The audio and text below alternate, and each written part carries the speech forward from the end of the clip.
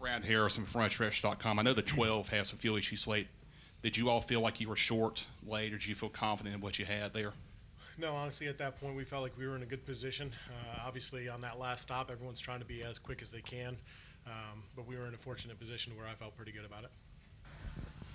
Hey, Austin, I'm Benjamin Hockman from the St. Louis newspaper, the Post-Dispatch. Congratulations. Thank you. We talked to Walt about him talking to your father on the phone. Have you gotten to speak to your father yet? And what can you share about this moment that you shared with him? Yeah, I spoke to him and my mom in Victory Lane over the phone. You know, it's funny, my pops and I kind of have this thing. I don't believe in luck or like any juju or whatever, but like he and I are both pretty convinced over the last handful of years that he and I both can't have good days at the racetrack. Like if the 2-car in IndyCar has a good day, the 2-car in NASCAR doesn't. Like it's just kind of this conspiracy theory that lives with us. And watching the IndyCar race today, they had a really bad race. Just had everything go wrong that could have went wrong. And yeah, we're still proving that theory correct because yeah, can't think of a better day for us on the 2-car in NASCAR. I mean, he's my dad, so I love the guy. Other than that, I mean, it's probably maybe not the strangest it's ever been, but like, you know, in Xfinity, he could kind of avoid me and just kind of let me and my team do our thing, and he'd, you know, kind of ignore that. Obviously, his role within the team, but you know, he's in all of our meetings now. You know, our goals are the exact same as far as, you know, what makes this team great. So and I can't think of a better leader for our team. You know, I've been able to see it firsthand, you know, the difference that he makes. So proud to be able to watch that grow up around that, and proud to be his son. Going to go over to Dustin and then Bob, and then we'll go in the middle. Dustin Albino, NASCAR.com. Austin, all 3 Penske cars ran in the top 5 for most of the race today. So how important of a day was this for Penske? It was super critical for us. I mean, obviously, you know, there's been, you know, RFK's definitely showed some speed from the Ford side and been able to prove, hey, you know, we can run up front and win in this package. And, you know, there's a lot of conversation about different OEMs and this and that. And, you know, that's definitely something we look at as a race team to try and improve and get better. And, you know, running, you know, barely being able to run top 10 with 1 car at Charlotte after winning the year before. And you know, Joey and I, best we could do is 14th and 20th. You know, that's last week. That's the last thing that's in our head. And, you know, some of those things, you know, you're easy to get down on, but, you know, this team has an incredible ability to be consistent, whether if it's at the Indy 500 or you know, this weekend at Gateway. You know, having incredibly consistent pace between all of our cars. All through the get-go, and you know, we've had like super speedways have been that way for us this year, and you know, I've left every single one of those feeling guilty because we haven't won. You know, I thought I had a shot to win Daytona, thought I had a shot to win Atlanta, thought I had a shot to win Talladega, and we didn't win any of them with arguably the fastest cars. And going into the race today, I went to bed last night knowing that I'd be really, really disappointed if one of us didn't win, and I was just happy that we were in position there when the 12 car ran out, and you know, to bring home a win because this team deserves it. I can't wait to see everybody back at the shop, and everyone's been super supportive in believing in me through good days and bad days, and I can't think of a better place to work. And it looks like that's a horseshoe there. What's up with the horseshoe? It's a race fan. I guess he gives them to the winners every year. I guess Joey has one, so I have one now because I won today. So that's cool. It's kind of little things like that, I guess you keep and hang on to after race wins. I didn't even. Yeah, I was like driving by on the golf cart when he gave it to me, so I don't really know the story behind it, but I mean, it kind of makes sense, right? Thank you. I'm gonna go to Bob. Bob Parkhurst, Fox Sports. I have 2. The first, obviously, Bell had his engine issue. Blaney has his fuel issue. Did you have any issues? Were there any sounds or anything where you're like, oh, I'm gonna break too? Bob, I didn't even know we were close on fuel. So, like, I was kind of shocked. Like, if I'm being honest, I mean, maybe you guys didn't know we were close on fuel either, but either way, crazy to think that probably the 2 best cars at the end of that race both had an issue, and the 3rd place car wins the race. That's the way I see it. I mean, it's not like I went out there and took the lead away, but we were in position, and it's one of our best executed races so far this year with, you know, probably our best speed we've shown this year. So proud to be able to do that, and there's definitely still a bit of that shock factor left over for me. I think Blaney didn't know he was short on fuel either. So Yeah, no, I'm honestly like heartbroken for those guys, and I know it might sound like cliche to say that, but I really do feel that way. Like those guys are championship contenders, and a win, 5 playoff points goes a really long way for those guys, and we've got an important summer coming up for our group to be able to put ourselves on that level every week. And I'm wondering what's motivating you right now. Is it like I'm in third year Cup, I gotta win because it's now time, or I mean, heck, you have the 4 SHR drivers who are now all looking for work. Did you feel anything like, I gotta win, or else somebody else is gonna take my ride? Well, I think there's two avenues I could take on that. I'll take you down both of them. One of which is I'm a very internally motivated person. I don't like this isn't fun if I'm not winning. So as you can imagine, it's not been very fun for a little while, and that's the standard I hold. And I don't want to find myself in a position to be okay with 10th and be okay like, hey, I finished in the top 10. That's an awesome day. No, that's 10th. Like that's good. It's a step forward, but it's not where I want to be. It's not the level in which I prepare. It's not the level in which my team expects to perform. That to dovetail into the next avenue, that's not good enough to race and drive at Team Penske, and I know that. Like no one has to tell me that. There's no meeting that has to be set in place, and I take that very personally. The opportunity that I have, to be able to go win at the highest level, and it's the intensity that I carry every day when I wake up and go to the race shop. I cut out every other distraction in my life, good, bad, or indifferent. If that makes me a horribly rounded person, which it does in a lot of ways. All I care about is what I do in between the walls of a racetrack. I'm going to go right up here in the front. Austin, Brad Harris from Frontstretch.com. You talked about the super speedways earlier. You got to win at Daytona. How much of a validation do you feel like it's the win on a track that's totally different from a restrictor plate? Well, they're going to tell me it's because it's like a road course. You know that, right? Of course. So I went through the same thing in Xfinity, right? You went on a road course, and you got to win on an oval, and then you got to win on a short track, and then at some point they just got to accept the fact that you're going to be good every week. So I'm not saying that that's where I'm at. I've just lived this before, but either way, I'm at the point where I don't really care what type of racetrack it is. I feel like our speedway programs are awesome, and opportunities for us to win every time. And this racetrack has been that way for us the last 3 years. So going into it knowing that it could be an opportunity race for us, and just proud to be there in the moment and execute like a top level team should. We're going to go to Cole and then work our way up in the middle. Cole Cusimano, Kicking the Tires. I got 2 for you. First, just real quick, I'm curious if you got the chance to speak with Ryan, and if so, what those conversations were like following the race. Yeah, Ryan came by and saw me in victory lane and congratulated me and my team, and it just shows the professional that he is. I mean, he was happy for us for probably as much as he could be. I'd be heartbroken if I'm sure he is, and I feel really bad for him. So I'm just proud to have teammates like that really care about the effort that we put forth, and we race side by side a lot of the day, and it's a good day for me when I'm able to keep up with that 12 car. He does an awesome job every week.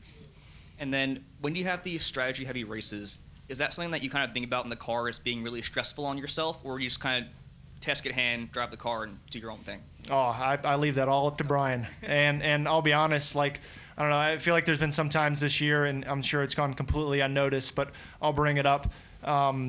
We've lost some positions, put ourselves in bad spots on, tailing the lead lap, or, a lap down, due to, maybe trying to be aggressive on strategy or conservative on strategy. And, that's something that Brian has been, it's been frustrating, because it's that's a crew chief's job, right? But you gotta do whatever he feels right, and that's what I always encourage him. If there's one way you want to go, just do it, and I'll believe in you 100%. And this was a strategy race, and Brian called an awesome race today. It was an aggressive race, and put ourselves in position to really take advantage of the opportunity. So kudos to him, and this one means. I'm sure it means a lot to Brian's first win as a crew chief in the Cup Series. I gave him the checkered flag after the race because I'm just so happy we were able to get one of these together. We're going to say we have a couple here in the middle, and then we'll go over to the left side. Mitchell Kaminsky, ABC 17 News. I know you said you weren't aware you guys were so low on fuel, but Brian was saying the initial goal is to pit around the same time as the 12. When you saw that he had run out, were you at all concerned coming around that last lap? Or? I didn't know he ran out until we were in victory lane. I didn't I didn't know we were that close, or maybe they didn't get full. Obviously, they pitted a lap sooner than us. I didn't get the impression that we were, one lap away, from running out. So obviously, you have to kind of dig through the data on that one. But yeah, just kind of shocked and you're taking the white as a leader, so you kind of just focus on not screwing it up. I'll be honest, I was like super nervous after taking the checkered. Like came off of turn 4. Identify that the guy has the checkered flag in his hand, listen to my spotter telling me that I just won the race, and still terrified that I needed to keep driving fast. That's how long it's been since I've won a race, and I just didn't want to give it away the dumb way, but because the green lights were still on because we were at the tail end of the pack, so they were all finishing. Just a lot of emotions in a very short amount of time. And then you alluded to how it's there's some skill sets that are similar to a road course. I asked Tyler Reddick about that. He said it was a bit of a stretch. Do you feel that it translates, or is that kind of yes and no. I'd say it's definitely different than other racetracks that we go to, just as far as all the shifting that we do. I don't think, especially in this car with the sequential gearbox, it's not like an art form to be able to shift this car. But as far as the decisions you have to make, you do have the opportunity to physically outbrake someone into the corner. Maybe from a racing standpoint, that kind of adds up. But past that, it's very much an oval racetrack. It's kind of got that short track feel, just due to how much you're on the brakes and how tight some of the corners are. Stay right up here in the middle. Austin, Samuel Stubbs, Yard Barker. First off, congratulations. Thank you. But take us through, you're running second with a lap and a half to go, and then Ryan slows and ultimately runs out of gas. Take us through maybe the 3 minutes from lap and a half to go to when you're pulling, you're doing your burnout and everything. Did you go from thinking, hey, good points day to, are you sure we won the race? Did we really just win? Because not only did you win, now you're locked into the playoffs. This opens up a whole second season for you, really, with how the playoffs work. Just talk us through your emotions there in the last, 5 minutes and how everything happened so quickly. Yeah, no, I'll take you back to probably 10 to go. There was a bit of blood in the water because the lap cars were racing the snot out of Ryan. And he was probably 3 or 4 tenths slower, and Ryan had probably a 2-second lead on me. And unfortunately, the 34 had just come out of pit road, so I had traffic too for quite a while. But the two of us both ran him down, and I eventually got around the 34 and thought there might be a chance, if he got slowed up or didn't get by the 99, that I would maybe have a chance. So I was the whole stint. Obviously, I'm giving everything I have to stay in touch. But especially as we got closer to the end there, it's okay, I don't need these tires for the end of the race. I don't need them for a restart. We're just going to go after and try and go get it.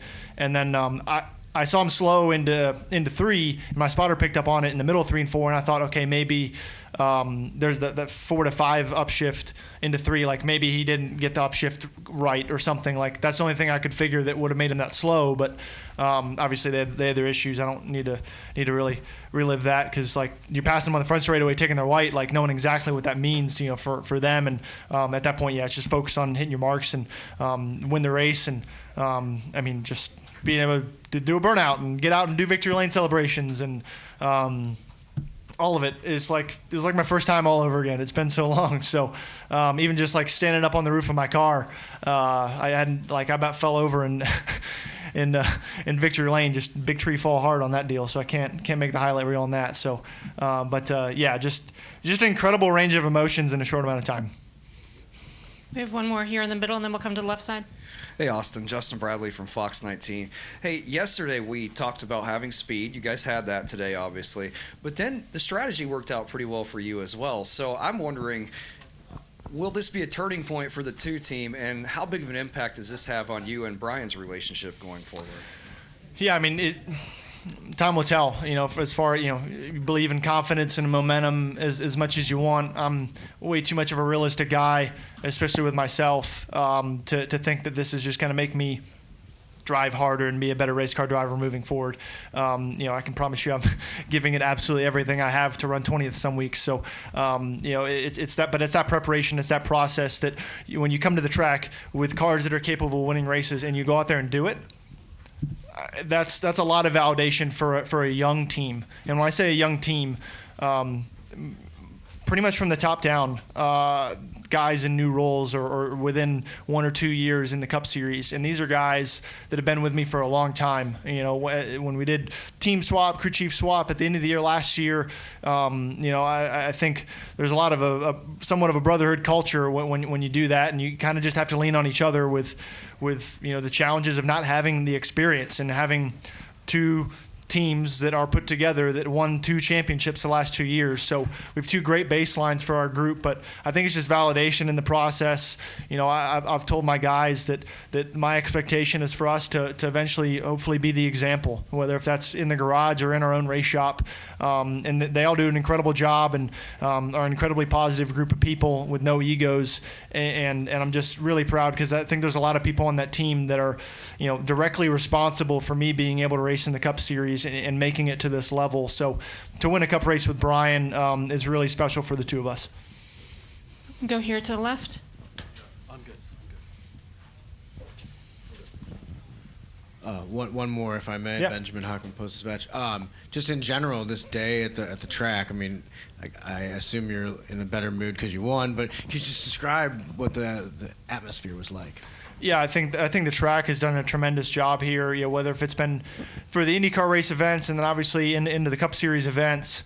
You know, I went to a St. Louis Battlehawks game last night, and I mean, I was pretty surprised at the turnout, to be honest. And like 90% of the people there were all wearing team gear. I'm like, I got to buy a hat to fit in here.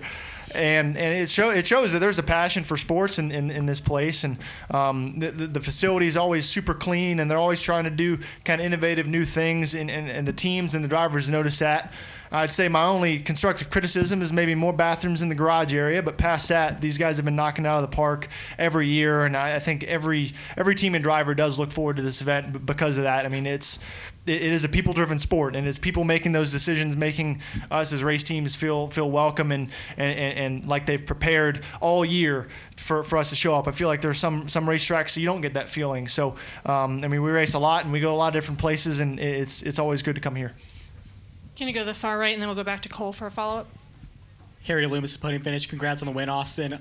You spent all of 2022 after Daytona being locked into the playoffs. So now with this win, 11 races left in the regular season, what do you expect this to do for you these next 11 races ahead of the playoffs? I mean, it definitely gives us an option. I mean, from a points perspective, you know, how many positions can I gain, you know, with the guys that are in the playoffs, you know, as far as getting those playoff points at the end of the regular season. I think that's the topic of conversation, because after that, you know, do we go to a road course next week at Sonoma? Do we just go and get playoff points, you know, if we don't feel like we're good enough to win the race? You know, it makes some of those decisions a bit easier to throw some Hail Marys, but past that, I mean, we still got to get better. I mean, it's no secret that this is our first win as a company this season. So we still got to be able to go out there and put numbers on the board and continue to grow our program, grow our team, you know, to where we are ready for the opportunity. It's not just an appearance. It's a run in the playoffs, because, you know, that is what's possible. The season's long, the summer's long, and a lot can happen and a lot can change. So yeah, it'll be pretty important next couple months for us to get ready for that. Go back to Cole. Cole Cusimano kicking the tires. I noticed on your victory lap, Brad gave you a wave. Obviously, he's been a team owner to you, a teammate. Did he speak to you post-race about this win? And if not, what has he meant to you in your career? Yeah, I'll be honest. I was so consumed with not, like, screwing up the end of the race. Like, even after the checkered, I didn't even see who passed me on the cooldown lap. So it's cool that Brad waved to me, because I think a lot of him, whether if that's been as a teammate, as a car owner, or just a figure in the series, you know, as a role model in the series is to younger guys.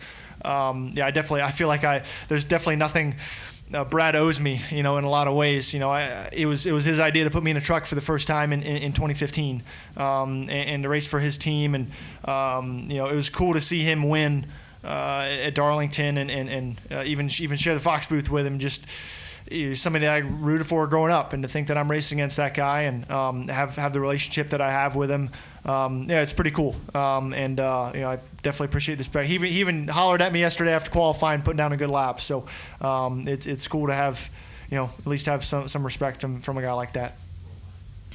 Do we have any final questions for Austin? All right, Austin, congratulations on the win. We'll see you next week in Sonoma. Yeah.